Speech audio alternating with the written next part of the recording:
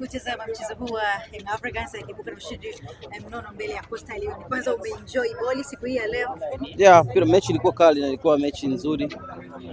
Coastal wamecheza vizuri lakini wamezidiwa uwezo tu na Yanga. Walianza walikuwa wanacheza low block, lakini ukiwa unacheza mchezo wa kukaba pia ni mchezo ambao unachosha. Kwa hiyo unaona kadiri muda ulivyozidi kwenda walipoteza umakini na kuanzia dakika za kuelekea mwisho wa kipindi cha kwanza tukaanza kupata magoli. Unaizungumziaje hii teknolojia mpya ya video support ambayo imeanza kutumika safari hii ama msimu huu? Inaongezea pale ambapo uwezo wa binadamu unaishia, na unajua matukio ya mpira yanafanyika haraka.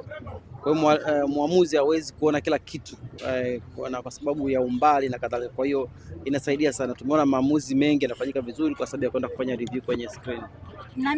Maoni yako kuhusiana na nyota wapya ambao Young Africans wakati wanasajili waliopo majina ya WhatsApp player wakina Shalulile, wakina Kwangwanda kwenye mechi ambazo wamecheza mpaka hivi sasa?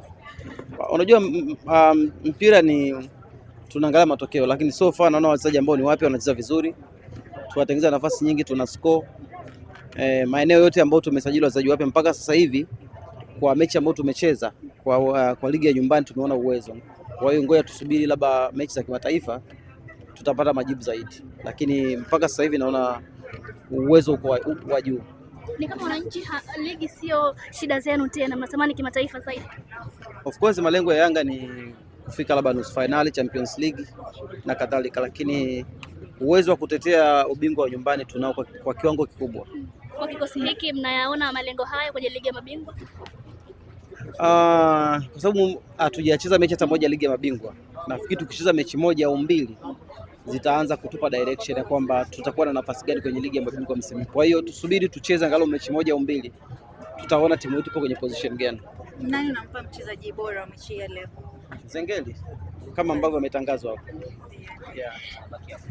Tayari.